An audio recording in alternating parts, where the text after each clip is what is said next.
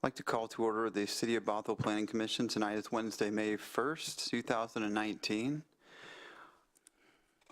All commissioners are present with the exception of Commissioners Kiernan, Moreau, Cook, and sorry, who else are we missing?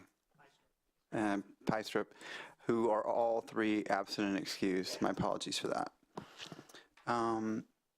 Now it's time for any non-agenda public comments. Does anybody in the audience have a non-agenda public comment? Well, actually, I got a comment on the bike plan. But Oh, okay, we'll go ahead and... Not non-public hearing comments, so it could be on the agenda, just not public hearing related. And we have no public hearing tonight, so it's anything. Okay, right. Okay. So seeing none of those, we'll take those later, those comments later in the meeting. I'll take a motion for the approval of the minutes since we've probably had a chance to read that. Move to approve the minutes from April 17, 2019. And the only, there's just one typo on the back page, sorry. It should say Boyd, but it says Boy, but that's how it is. We will fix that. Do you have a second? Second. All those in favor say aye. Aye. Aye. Passes unanimously with the three commissioners absent and excused. And I'm sorry, Mr. Chairman, I didn't catch who made the second on that one. Thank you. Oh. Okay. And with that, we'll move into new business. We have a report from the council liaison, the Challenge Seattle. Looks like Michael's going to lead us on this one.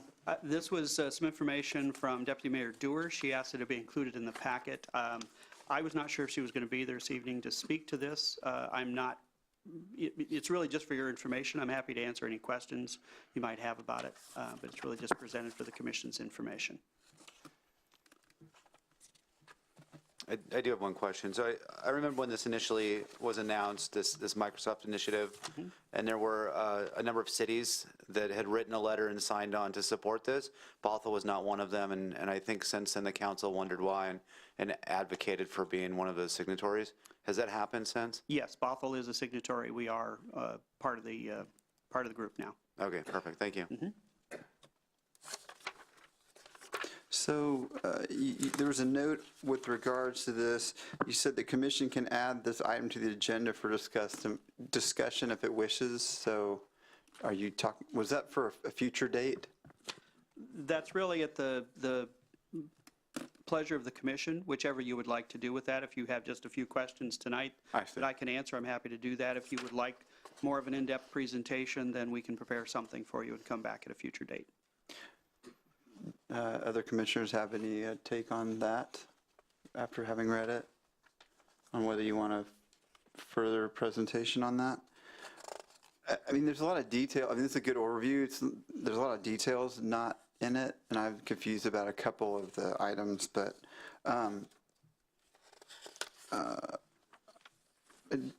do we want to say anything like this?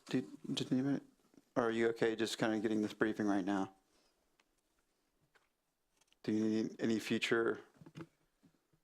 I guess near the end of the presentation, it discusses a mayor's commitment on the third to last slide, I guess. There's a couple of opportunities that have been identified by this group for updating code regulations and zoning. Are those being considered as part of the updated like regional plan, or is that something that the city itself would take on in its update?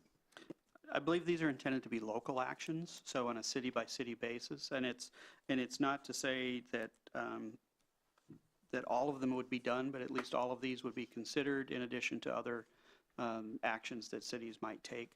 And I can tell you that in terms of the zoning near transit, you know, certainly we will look at that as part of our comp plan update. We're already doing that, frankly, as part of the downtown and the Canyon Park sub-areas. Reduced parking requirements we have done in the downtown area. Development and other fees is not currently in our our docket of projects to do. We're always looking at ways to improve our permitting process, and we're working on that, particularly as it relates to accessory dwelling units. Tax exemptions, we are looking at the multifamily tax exemption this year. That is part of our docket. And updating building codes, I don't know specifically what they're looking at there. I'm assuming in terms of cost, that's something, again, we adopt what the state has, and, that's something that we look at on a regular basis. We're not looking at anything there specifically at this time. Understood. Thanks. So Michael, with regards to that, on the first, it's one of the last pages, has has a triangle on the page. It says extend taxes incentives to middle income. So I think you just touched on that. Is that just regards to that, with what you're saying with regards to, is it multifamily? Family tax exemption.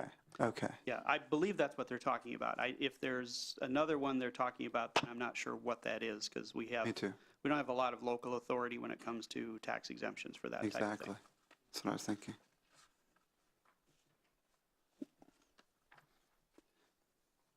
Well, if any other commissioners have any other questions with regards to this, otherwise we'll just kind of move on in the agenda. Okay. But thanks for bringing this forward to us. It's good to know about it, and I look forward to hearing about it more in the future. Okay, thank you. And let's see, there is no public hearing this evening. So with that, we do have a study session. We have a couple, so let's go ahead and move forward with regards to the 2019 plan amendments, bike plan update briefing. And this is a study session. Yep. And Is Sherman going to be leading us? Sherman is going to be providing that presentation. Great. So Thanks, Sherman. Good to see you.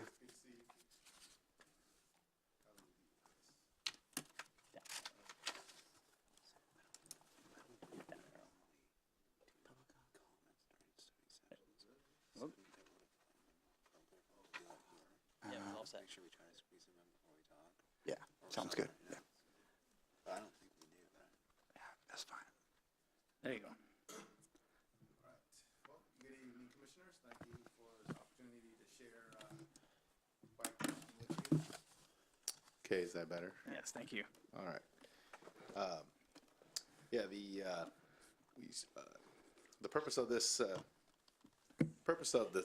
our update of the citywide bike plan is to take a look at our existing comprehensive plan and see that we wanted to update our current bike plan to include the new kinds of facility standards that are out there now, and concepts that you might have been seeing in Seattle, and various different approaches to providing those kind of bike facilities. We also wanted to develop a plan that we could use to prioritize and implement new bike network improvements.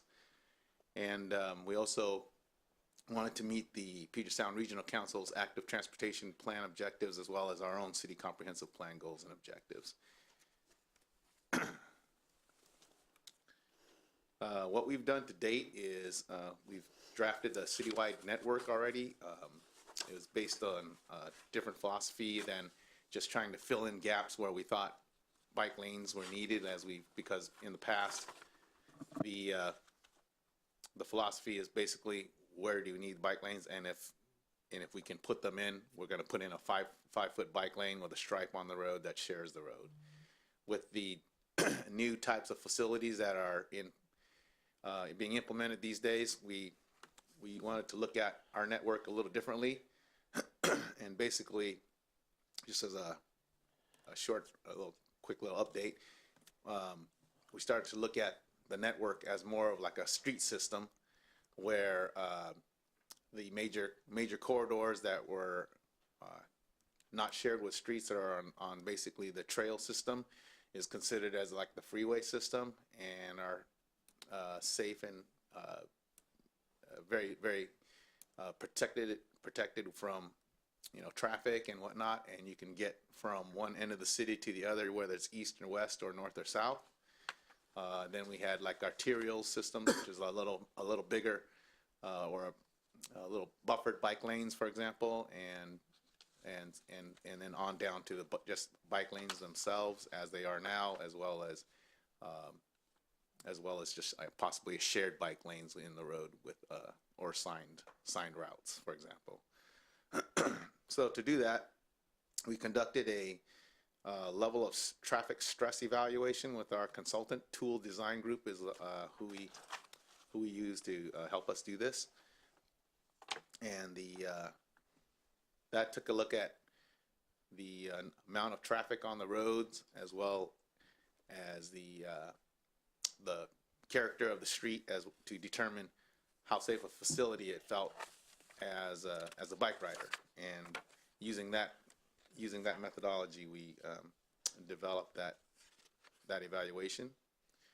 We've already documented the existing bike facility inventory and taken a lot of road measurements to see what we can actually fit in there in the existing right-of-way, and then maybe where we would need additional right-of-way. And we have already completed 2 public outreach open house events back in September. One was held here at City Hall. It was attended by probably about 40 people. And we held it, the second one was held up at Frank Love Elementary in the north end of the town. And that was probably attended by about 20 people. And so the bike lane considerations, the bike network criteria we are using includes factors such as destinations and safety, number of accidents, and we're processing that information right now to develop our prioritization network. As I mentioned, we did the level of traffic stress analysis, as you see here, and in this diagram, the level 1, excuse me, the level 1 category would justify developing a shared use path, for example. Level 2 and 3 were not as where traffic isn't as high, but still fairly busy, such as 228th Street, for example, would justify a buffered bike lane, which includes like a double stripe bike lane instead of a single stripe, and so on and so forth there. Again, we looked at these different bike facility types, and we drafted the network looking at these factors. We're also looking at the intersection treatments that are also being implemented these days, where you may have a separate traffic signal for the bike lanes to allow prioritization and letting bikes go ahead of traffic. Just, it's a little safer. And again, we're looking at working on implementing those at critical intersections along specific routes, primarily where they are crossing the major arterials, for example. And then finally, just again, what roadway modifications are we going to need to implement the specific bike facility types, and what's available right of way. We're in a cost estimating right now to determine those. Again, the prioritization and implementation considerations.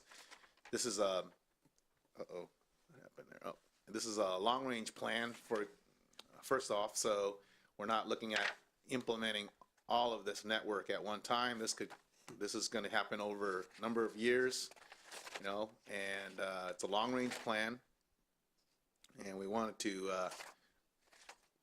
you know, have something that we can create an annual budget in the capital facilities plan that we can refer to and help us to develop a mechanism for the grant opportunities, you know, as projects come about, and we can look at this to ultimately this plan to determine which ones would rise to the top, and we can go after funding for. And also, this plan will work as a regional coordinator with our adjacent jurisdictions. And so the future steps, including what we've done this past month and working on still, is to meet with the other agencies that are next to us, other cities, to see where their plans are and get some feedback, as well as some stakeholders such as Cascade Bike Club and Washington Bikes and other potential groups like that.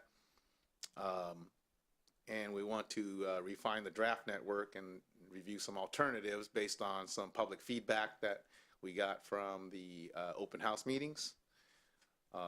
We intend to develop the cost estimates and the prioritization plan this coming month, and then actually document the plan for adoption in June, followed up with the finalizing the bike plan in September and amending that to the comprehensive plan with in the fall. So that's pretty much where we are, and if you have any questions, I'd be happy to answer those for you right now. Thanks. 1 second, Sherman. So Michael, we do have some people who might want to speak to this in the audience. Should we take those first before we give Sherman before we get questions to Sherman, or? Whichever you prefer. Yeah, Sherman, if you can just hold, let's just, I think we might have some people in the audience, and then I'm sure we have some questions for you with regards to that very good presentation, so.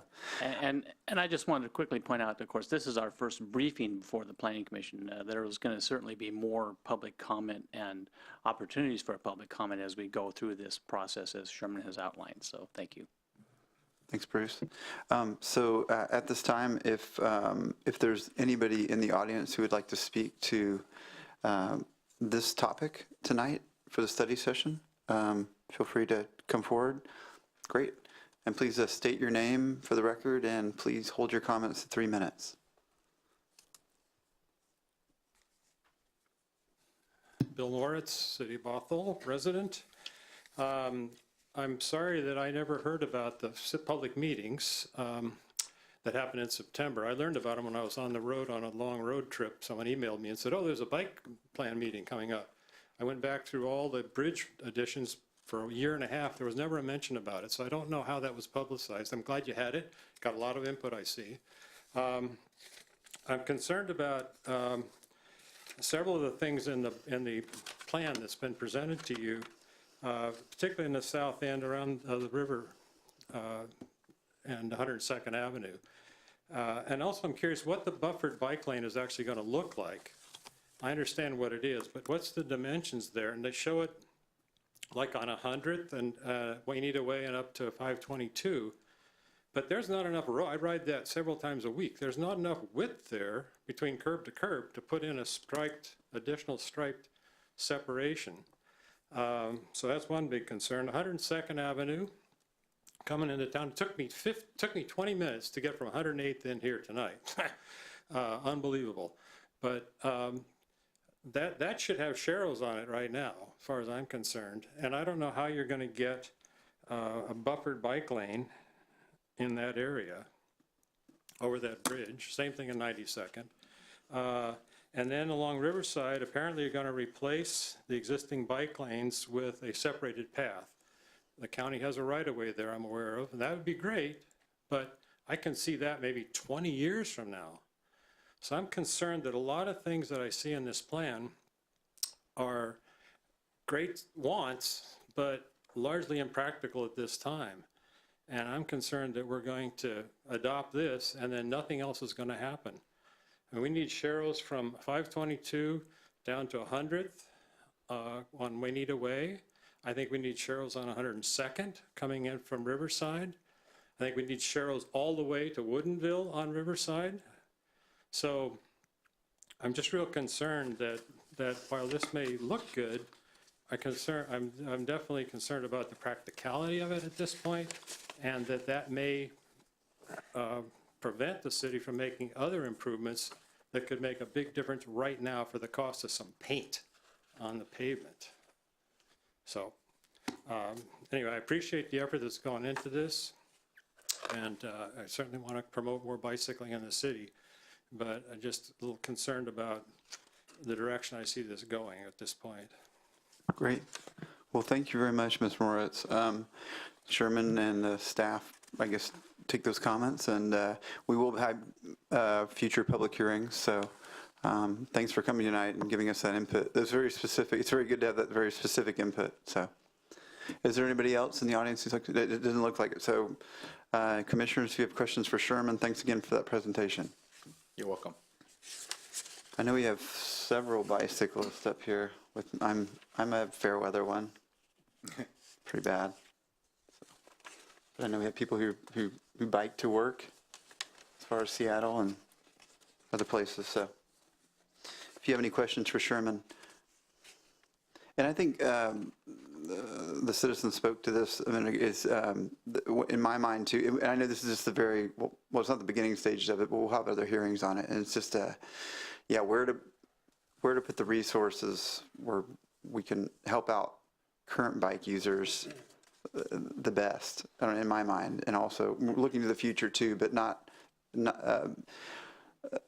making it so that we have a very visible action towards current bike use paths. And it looks like there was quite a few comments that you included in the packet with regards to areas that might need addressing. So that was nice to have that to go with.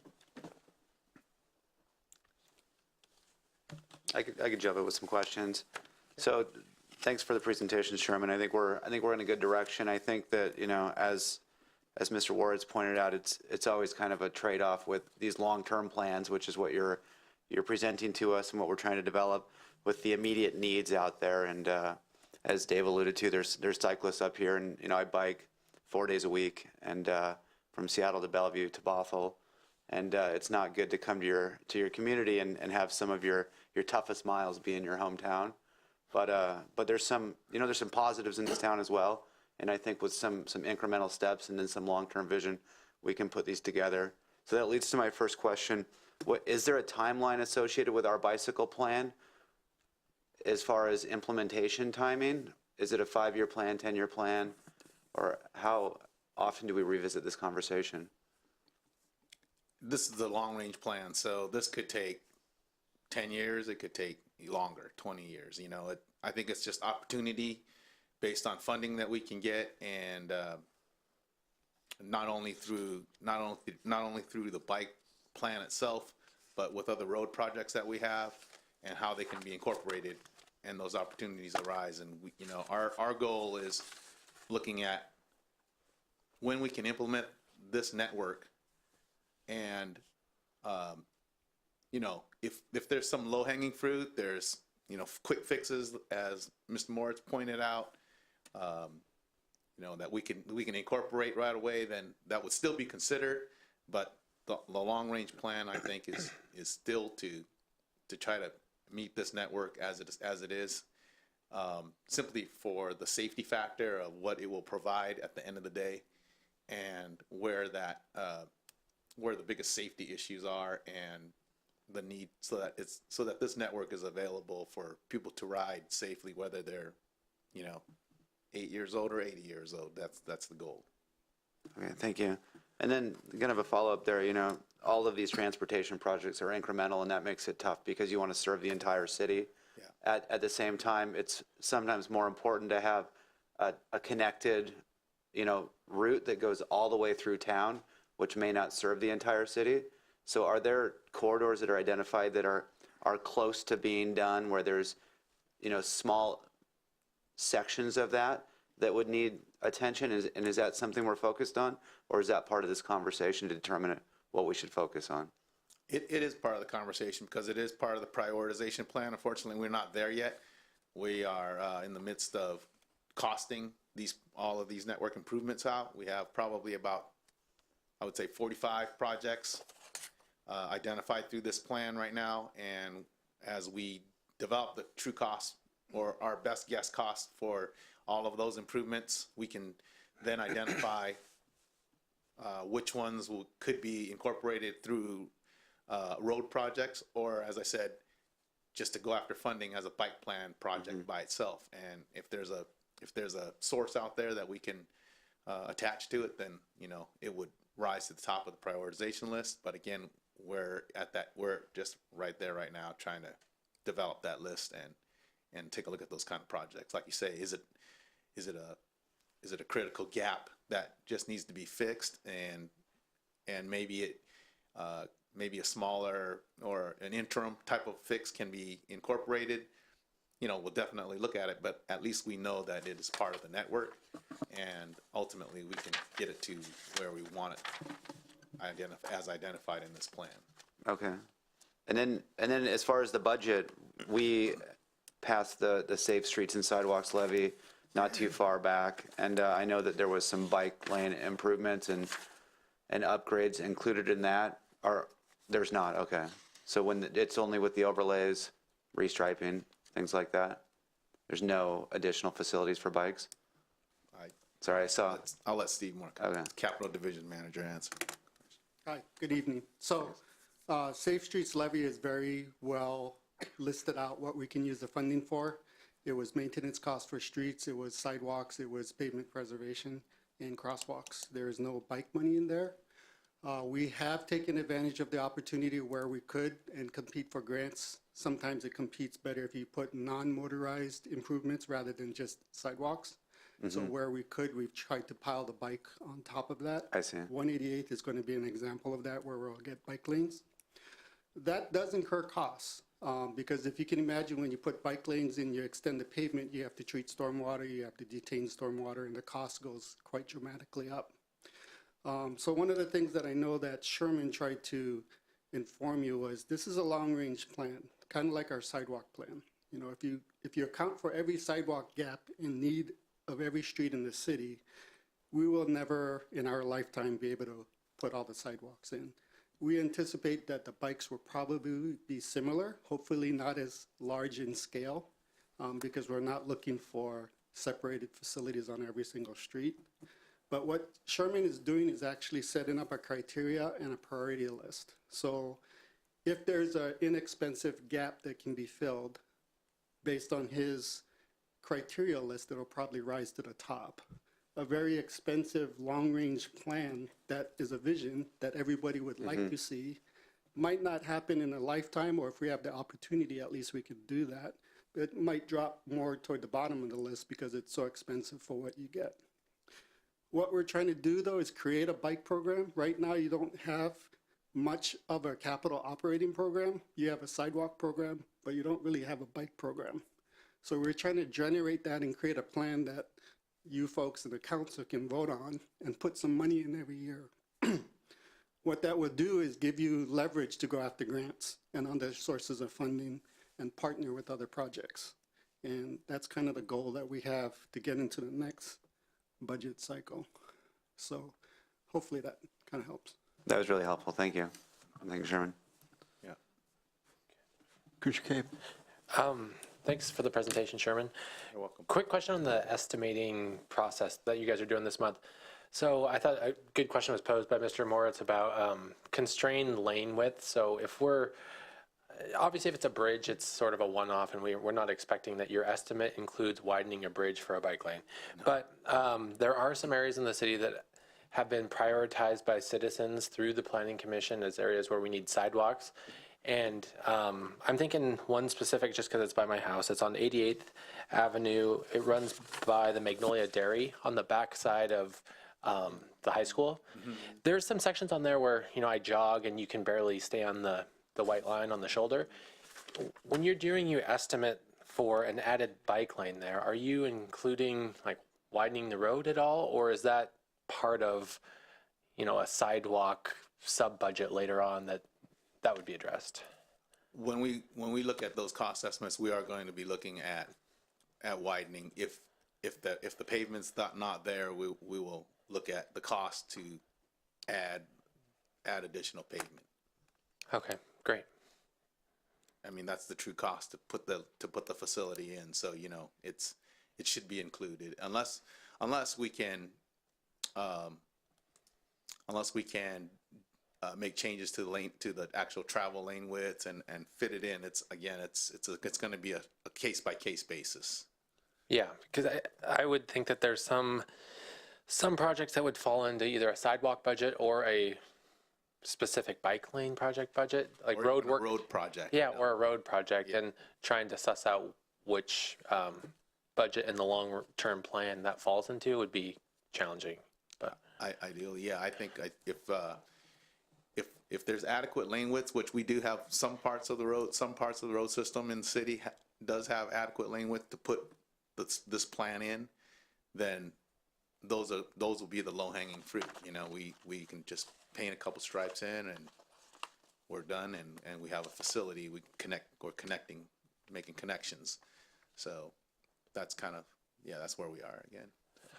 Okay, and then one other follow-up question. When we're talking about the different types of bicycle facilities, it seems like there's been there's obviously ridership's increased dramatically in Seattle, but there has also been an increase in fatalities. And I'm thinking mainly along Denny, where you have a curbside parking lane and then you have an inbound bike lane that not everyone's figured out how that mechanism works.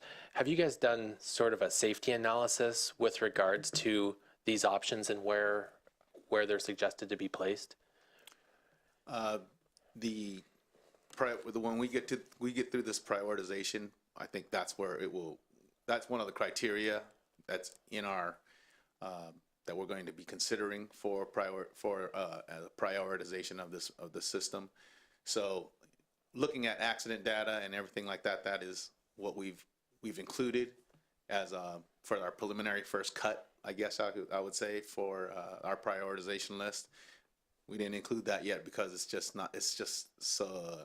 so much at the beginning of the process right now that we haven't, we're just not real comfortable just passing that information out yet. Sure, I understand. But knowing that, what's the causes of increase of those accidents? Is it more ridership, or is it the education of, those things will also be part of this, education, and even bike parking, for example, will be part of this plan ultimately. Okay, thank you.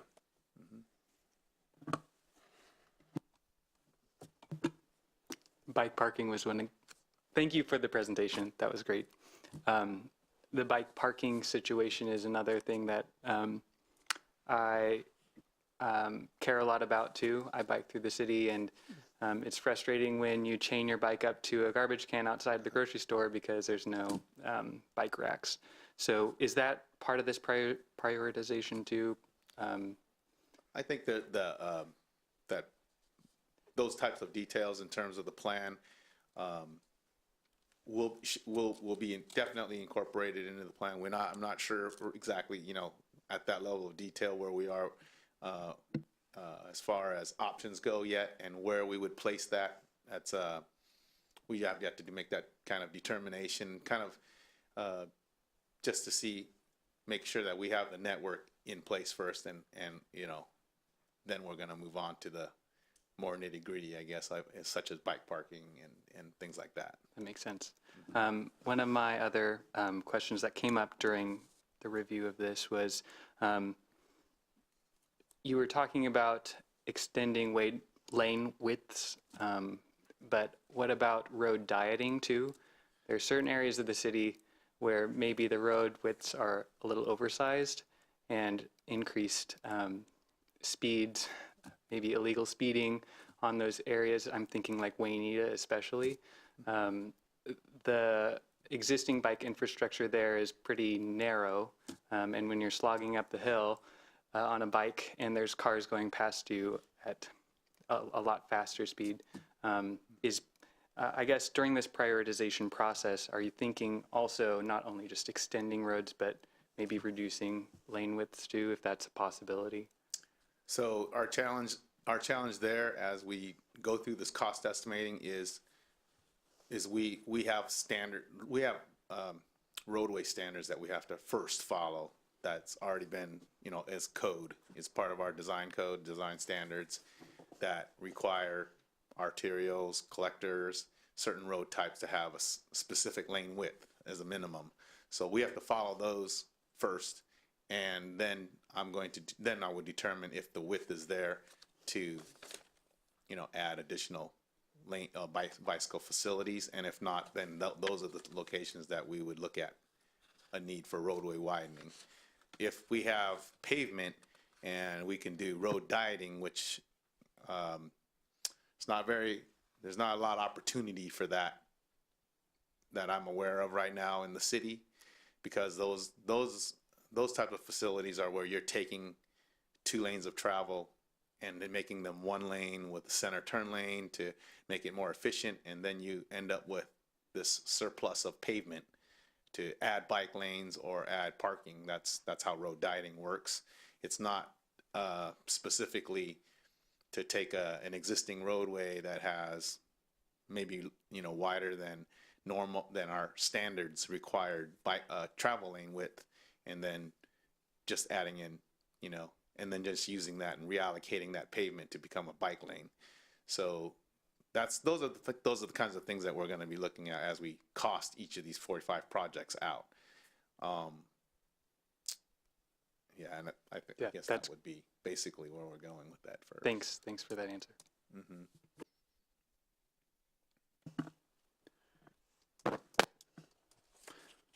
Okay. Well, thank you very much for that presentation, Sherman. I appreciate it. And we look forward to future meetings with regards to bike and future presentations with regards to moving forward on this. I look forward to sharing it with you. Thanks again.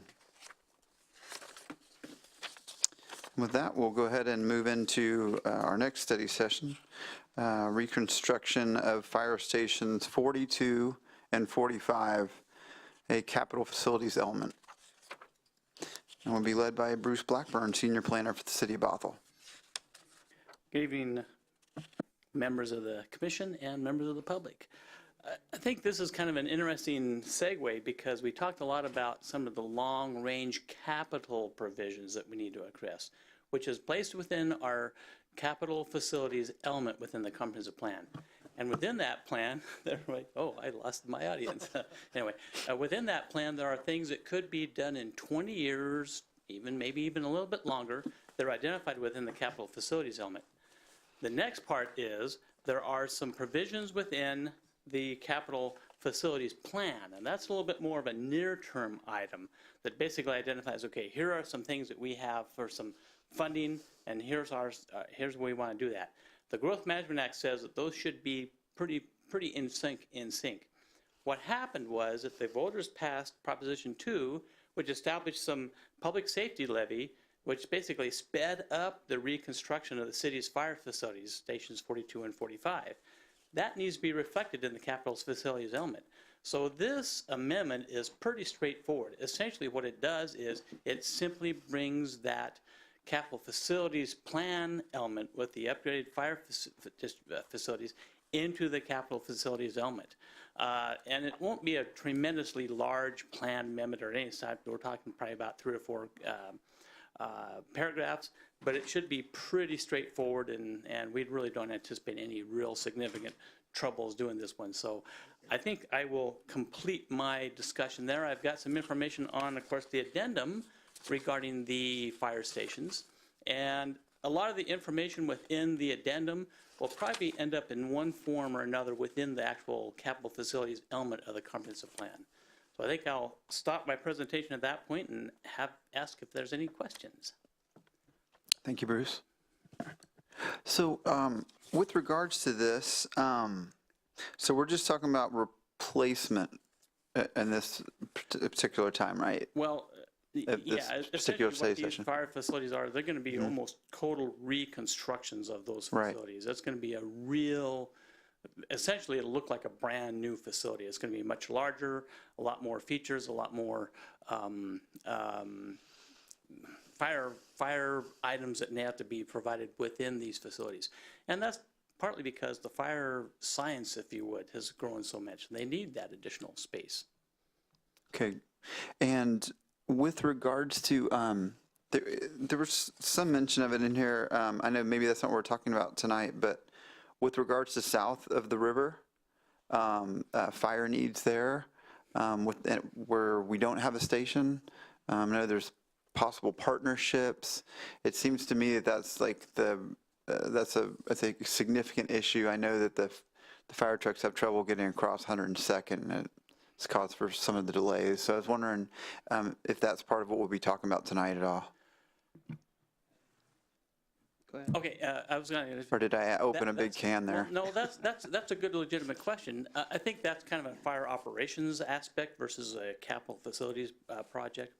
And I do know that they do have a lot of agreements with some of the surrounding fire district and those aid services.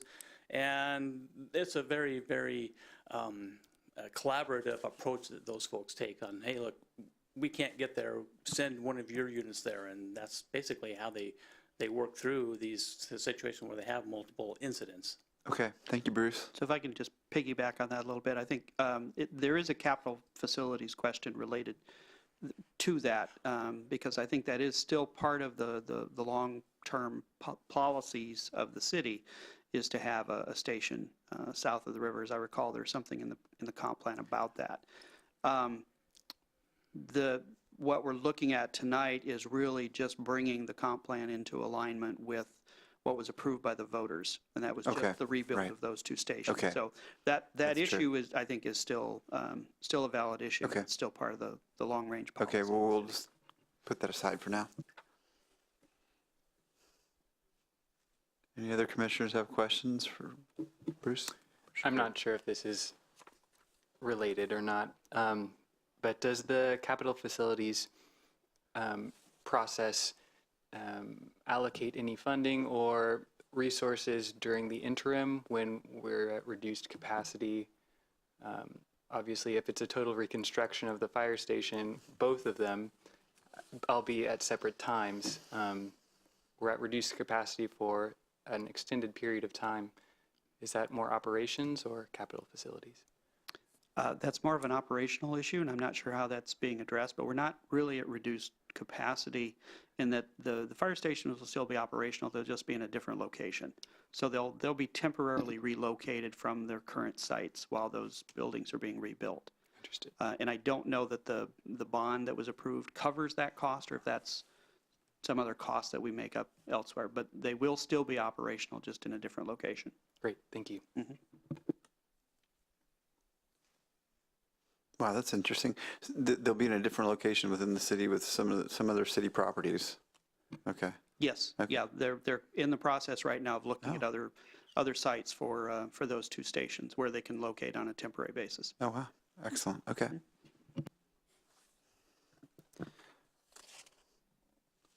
Well, if there aren't any further questions for Bruce, thank you very much for that presentation. bet.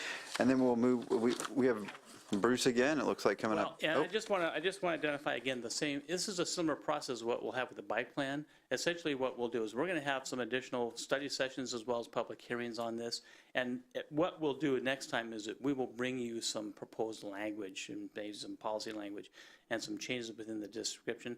And I think I will also invite some of the fire operations folks to come as well to kind of respond, kind of talk to some of the things. It sounds like you have some operational items that we usually don't get into, but they have been living quite substantially the last few months.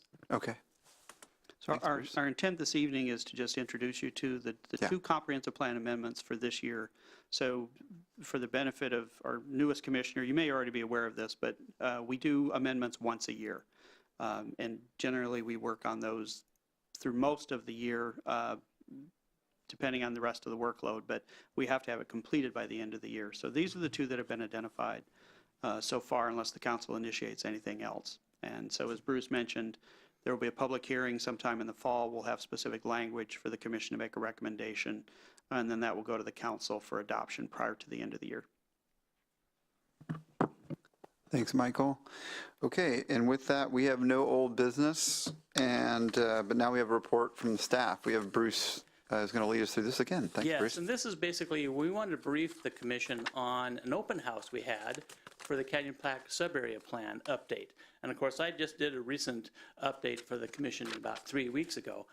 One of the things that we had is that on April 25th, we had a scoping community meeting where we received some information from folks and gave them a chance to do some things. Some of you who were at the meeting, I know there's a few here, will see some of the things in this presentation. And say, I've already seen that, but bear with me, you might get to see a few new things as well. Of course, we all know where we are. One of the things I identified here was that we wanted to let folks know at the open house about the vision process we had, which identified some pretty strong features that the city would like to see and the stakeholders that we engaged with in the last couple of years have identified. Certainly an economic driver, a multifaceted neighborhood connected to the natural environment, that's really a key, as well as being a transportation hub. We've got a lot of comments on transportation. One of the things that I also identified is I want to let participants know that there's a lot of things we're going to be juggling as we go through this process. Anywhere from Growth Management Act to so much kind of growth targets. And we do know that we have a lot of jobs and residents coming our way in the next 20 some odd years. So we need to take this into consideration. The big plea was that we really are asking for the community to provide us some help with this. This is a really important feature that they give us some of the input as well as their testimony, because we really want to make sure that we get this plan right for them. Of course, you know the purpose of the sub-area plan is basically we want to continue to have a competitive job center, walkable, amenity-rich neighborhoods, connected to natural environment. One of the features we identified is what else would you like to have there? One of the things that we're doing is, of course, we are doing this as what's called a planned action environmental impact statement. And basically an environmental impact statement is eventually an analysis of existing conditions, actions, and alternatives. And alternatives are very important, as well as identifies impacts and mitigating measures. And it even identifies situations where there's an unavoidable adverse impact, which means you can't do anything about it. It's just going to have a change to that facility. This is a planned action, and what this means is we're doing a lot of heavy analysis up front during the planning process. This is a similar technique we used as with the downtown plan, where we did a lot of upfront analysis, transportation analysis, I'm trying to think of the social justice provisions, all those kind of features were identified here. One of the elements that's important as a planned action is we got to make sure that elements perform well. We need to address these things very legitimacy. The advantage here is, of course, it streamlines environmental review for development projects in the future. If the development project is consistent with this planned action EIS, they don't have to go through a separate environmental review process. This is kind of the process that we have going on right now. And basically the idea is that between now and this year, we're going to have the EIS prepared. And in 2020, we're going to be some adopting of development regulations and mitigating measures. 2020 and beyond, we're hoping that the community will and the private investment folks will participate by constructing facilities consistent with the plan provision. A lot of activities that are going on right now, and we're going to, at the end of this, I'm going to have a little announcement that you'll be really happy to hear about. So here's where we got the online surveys. Now, last Thursday, we had 186 responses. By the time this survey closed Monday night, we had 333 responses, which is really awesome. We're just really pleased about the fact that people spent the time and took that survey. 59% of the people identified that they lived in Canyon Park. 20% said they worked. 84% said they shopped. And then 30% said they owned a property in Canyon Park. So that's a really great cross-section of the community. One of the things that the maps to the side there show is it kind of shows where, when they responded and they said, okay, where do you live? Well, here's my zip code where I live. And you can see from this some of the varying gradations that show you how many people in relationship provided that response. A lot of people close to and within Canyon Park responded to the fact that they live in the area, and a lot of folks responded that they worked in the area. So this is a really important feature that we understand, that we're getting a really good demographic, and we're getting the folks who really use the area to give us input. Just a wonderful result from our standpoint. We asked them, is the Canyon Park vision that we did a couple years ago still viable? And the results are kind of interesting, because 44% say yes, 20% say no, and then 36% say they're unsure. So that means more education, more information we need to provide them, as well as we ask them, okay, well, why is it not still the right vision? And you can see the two most popular answers is traffic has gotten worse, as well as the area is already overcrowded. Top concerns with the surveys, traffic congestion by far. 82%. Traffic congestion, and that was basically on the arterials, basically the way to get into the facility. Traffic congestion on side streets, lack of safe and comfortable places to walk was really up there. So that's a very interesting aspect of it. And of course, you can kind of go over through the other concerns, school overcrowding is something identified, lack of affordable housing. That is a really important topic that people are talking about now. And parks, they really don't have any parks or a focal point park that we can provide folks for that opportunity for additional recreation purposes beyond just walking the trail, maybe a little bit more activity type, an active type park. Interestingly enough, there was some talk about retail options are not a great feature, and that depends upon where you are. If you're actually in the business park itself, just north and east of 527 and 405, there may not be very many retail options. If you go south of there down to the section that's a little bit south of 228th Street, there are quite a few retail options. So that was an interesting discussion point that we received. And of course, limited transit options, that is something that's being addressed, but it's still something that we have to recognize. This is a really interesting chart. This talks about the assets to preserve and investment priorities. You can see the natural areas are very high on areas to be preserved. The trails, and if you look at that, employment opportunities and small businesses at Thatcher's Corner and Canyon Park Place, again, really important features that we don't want to lose. Investment priorities, relieve traffic congestion is by far the largest one. But if you look at that, it's really interesting how there's new public park is right up there. It's at 29%, as well as complete the pedestrian network. So the new public park, the park facilities is something that's really on people's minds. It's going to be kind of one of the interesting features that we'll be looking at as we go forward with this process. Transportation conditions, anybody who drives there knows that we do have a few issues out there. A really cool feature we have out there is, of course, the trail. And this is a regional trail that connects up all the way up eventually to McCollum Park once we get some of the more extensions up into the Snohomish County area. This is another example of where you have a capital facilities plan that has identified a long-range vision, and then capital facility element that has a long-range vision, and a capital facility plan that makes parts of that facility. The North Creek Trail has been extended through increments. And if you go out there, all of a sudden you're, oh, this is brand new pavement. And so that's basically one of the things that happens in the element and the plan itself.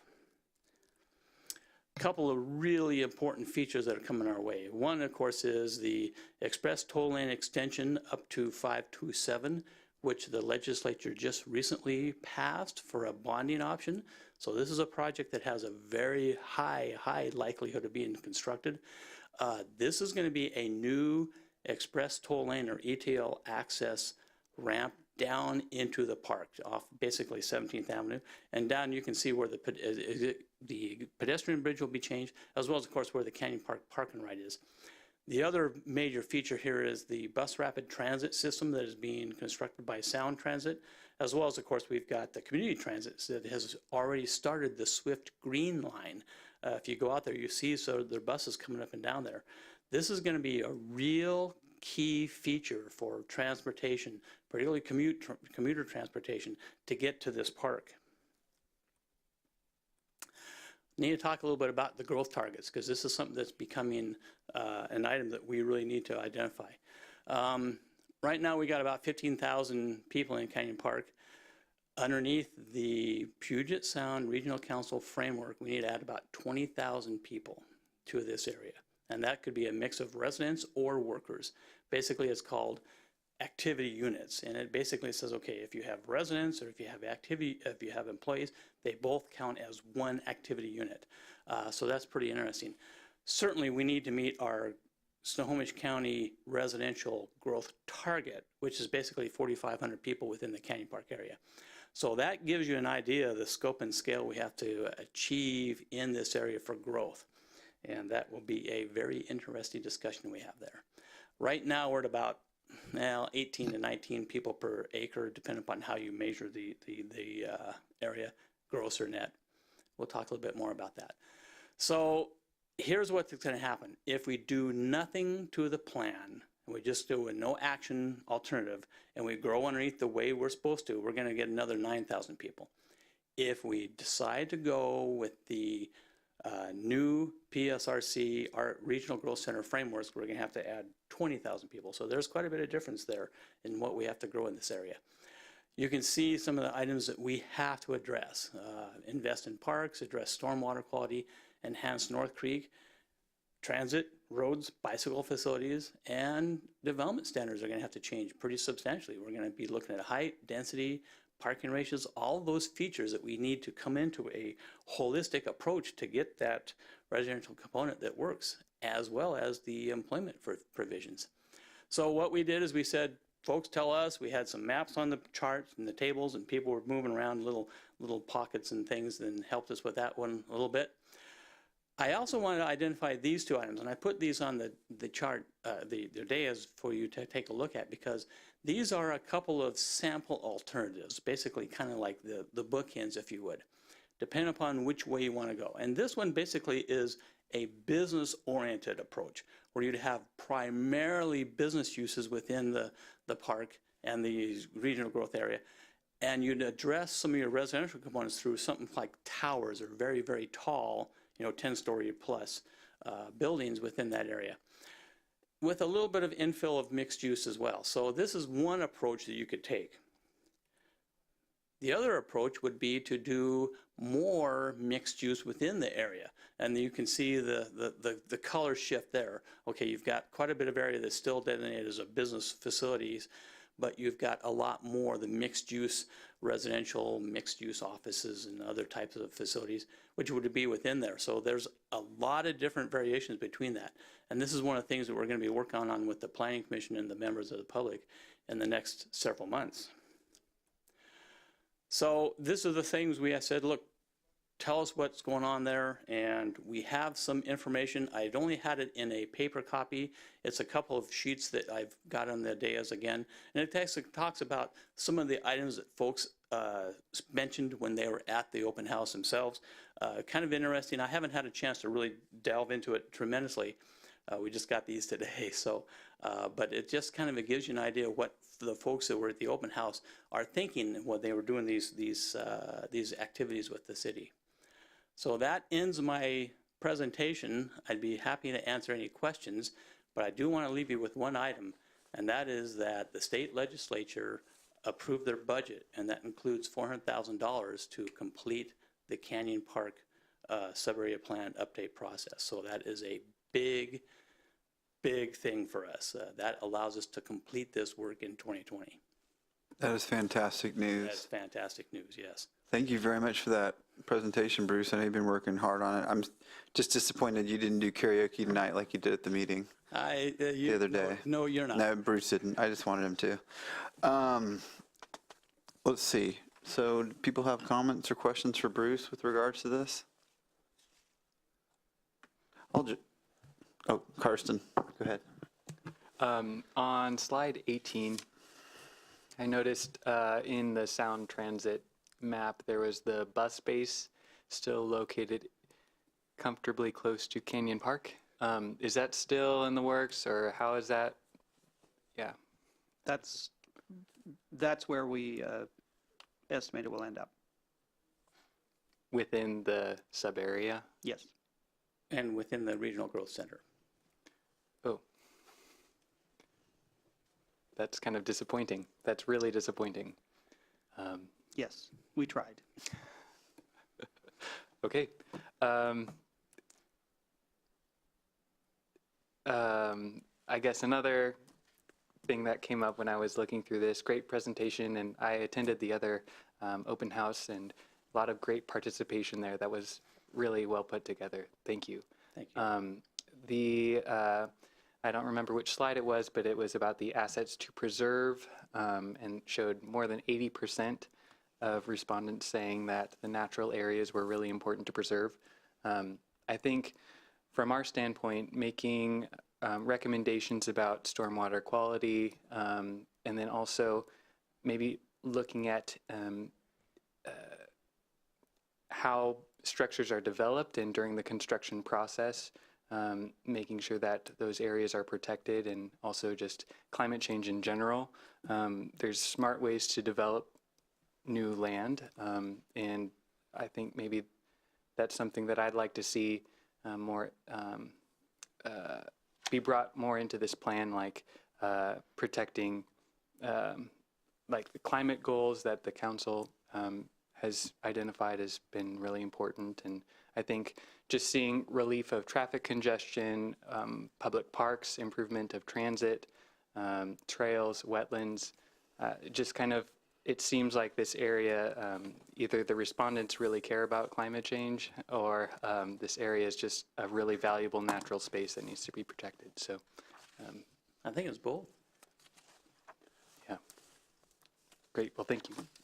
And we are in the scoping period right now, so we can add those comments. And you know, you may have made them at the open house, I don't know.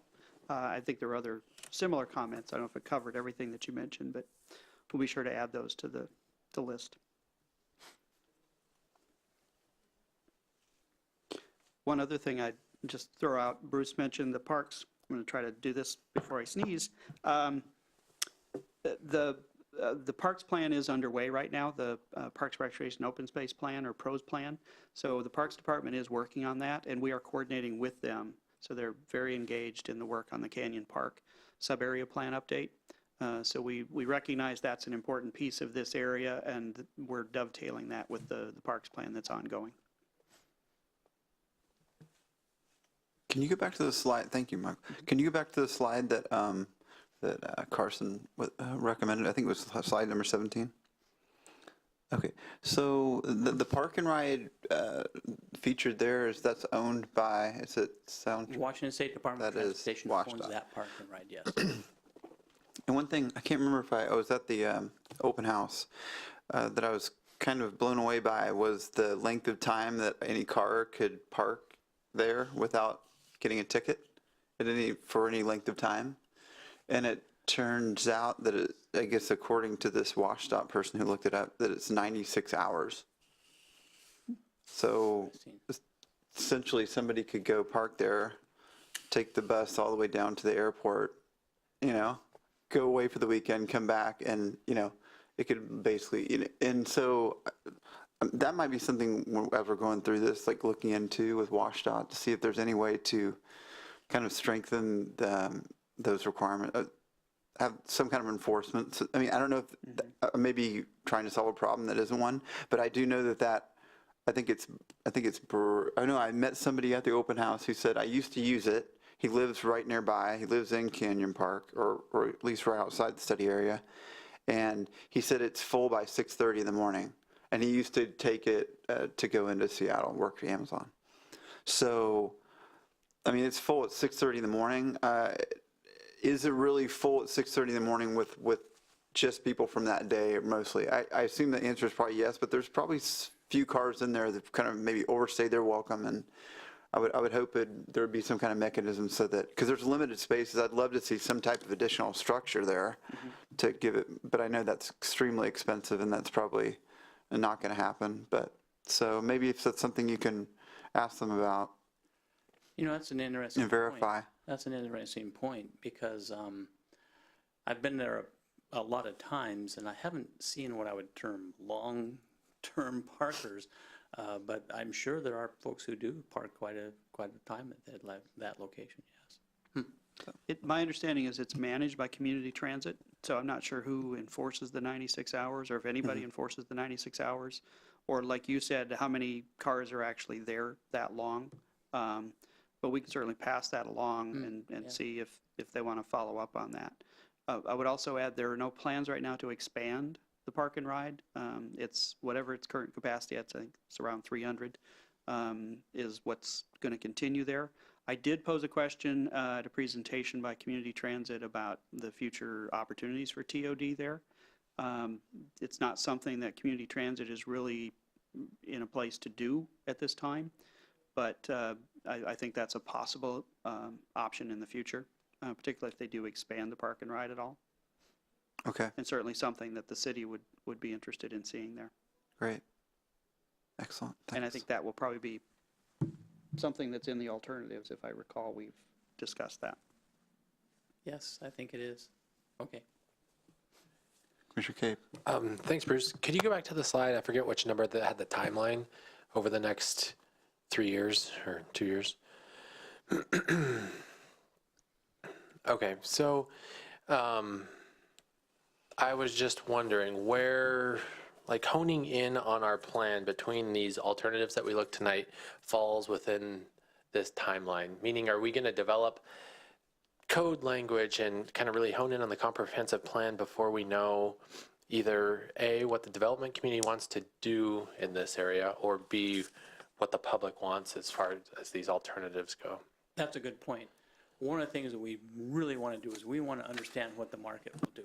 We want to hear from that market. We want to, and one of the features we've been doing, we've been really engaging strongly the owners within this area as well as the businesses. What are your long-term plans? What type of facility do you think you would like to have? We want to understand that so that we create a plan that does work for them, and that's really important. Interestingly enough, you asked about some of the timing here. One of the elements of the environmental impact statement process is to do a draft environmental impact statement that has some alternatives for people to look at.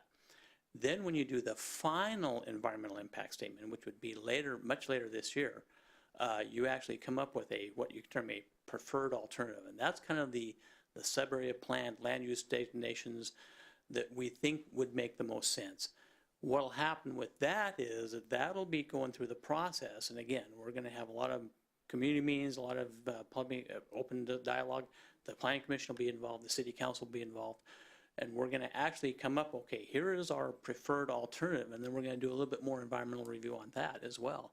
So there's a lot of checks that we want to make sure we have in this process to make sure we're working with the market supports what we want to do out in this location. So that's a really key feature. Okay, because I assume the environmental protections will remain the same depending on what alternative we look at.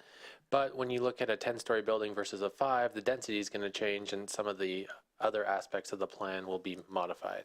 Well, and that's a good point, because one of the real heavy lifts in this process is transportation, understanding the transportation impacts of the different alternatives. In fact, I think a lot of the budget on the first phase, or the second phase, is regarding traffic modeling and make sure we understand that really well. Okay.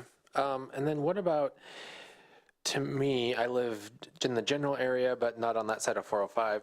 To me, it seems like the explosion of development further north past the Fred Meyer has kind of led to slowing on Bothell Everett Highway. How are we, does this get addressed at all as part of the comp plan, or is that sort of its own beast? Well, a little of both, really. But I think what we'd want to do here is we want to understand what the impact of existing condition traffic is. And one of the features that the transportation experts are doing now is, okay, what is the background, they call it, transportation and traffic impacts here. So we understand what that happens, because, yeah, you can say, okay, in your 700 acres, you have this development, this is how much traffic you generate, great. But we got to remember the additional traffic that's being generated, not just in this area or even the sub-area, but quite a ways away from this area. So we can take that into account when we do these analysis. And we're doing a 20-year analysis on this, so we really get a feel for what's happening in the future, not just today's conditions, because we know we're going to have, as you identified, a lot more residential as well as business and all those type of growth activities actually occurring outside the city limits as well. So that holistic approach to the transportation modeling is really important that we do. And I share the transportation concerns, I guess, of all the citizens. I think it's critical. But when I look at Bothell, even though it has existing limitations, I do think this is our best opportunity to add growth close to a major freeway. And you have Bothell Everett Highway to get people in and out. Nothing's ideal. I mean, but with the cards that we have, it seems like, to me, this is still a great area. You know, and I think that's being shown in the quantity of responses we've seen, the enthusiasm of the folks we've had dialogues with. They really are passionate about this area, and for good reason, because it's really an amazing place. I mean, not just because it's got a lot of wonderful wetlands and streams, and those are awesome items to have, but also the employees out there and the companies out there that are just really going to gangbusters, particularly the life sciences folks. I mean, they do things that save people's lives. I mean, how awesome is that? Yeah, definitely. Okay, one last point. The park being a major component, I thought that was interesting, and I definitely support parks. There's a large, I guess, development of active parks in the North Creek area, which is not far. I mean, via trail, you can get there. Centennial has a lot of the natural spaces. You mentioned that they're looking kind of for more active, like basketball courts, baseball fields, as part of this design? That seemed to kind of be, now this is, I haven't really looked into it fully, some of the comments, but I did a quick scan and looked at there was a desire to have some more active spaces, and this is some of the discussions we've had even in the visioning process as well. People said, yeah, the trails are great, we love them, we love having the picnic areas. We'd like to go someplace other than behind our building to have a pickup game of basketball or maybe play a little tennis and stuff like that. That's one of the reasons why we really are working hard with the Parks Department as they do their pros update to understand what those facilities are. And it doesn't necessarily have to be a traditional park that, you know, we're used to seeing, you know, in big open spaces and stuff like that.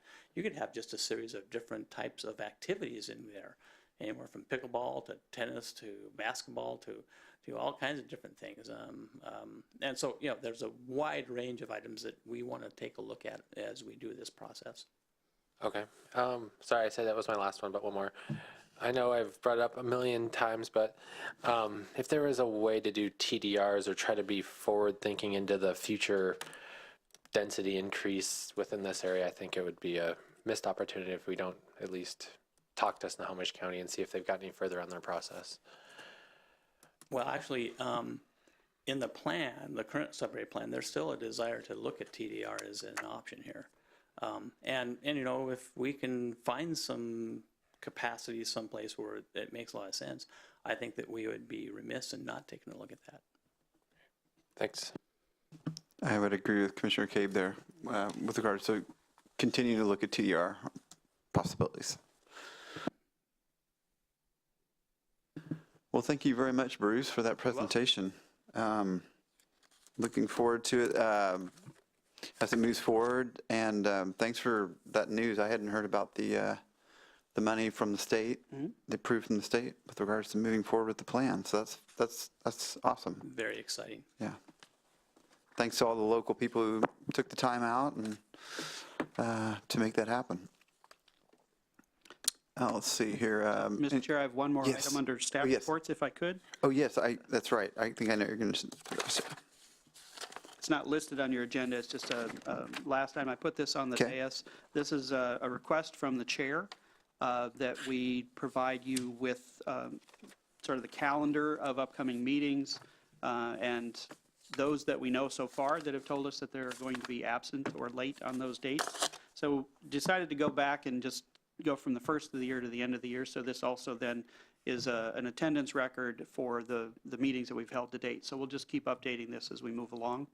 But it also helps us, just like for tonight's meeting, when we got the word originally, Commissioner Kiernan had indicated he was going to be late, and then he informed us that he was going to be absent. So that's why we sent out the little bit of a panicky email saying just to make sure that the four of you were still going to be here so that we'd have a quorum.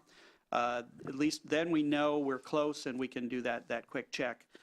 So the system seems to be helping in that regard, and this is just another tool to help everybody be aware of upcoming meetings and what we know so far in terms of attendance. So obviously as your schedules change, if you're going to be absent or you're not going to be late or something, or have to leave early, if you could just alert us to that, and we'll update this and provide you with an updated one for every meeting.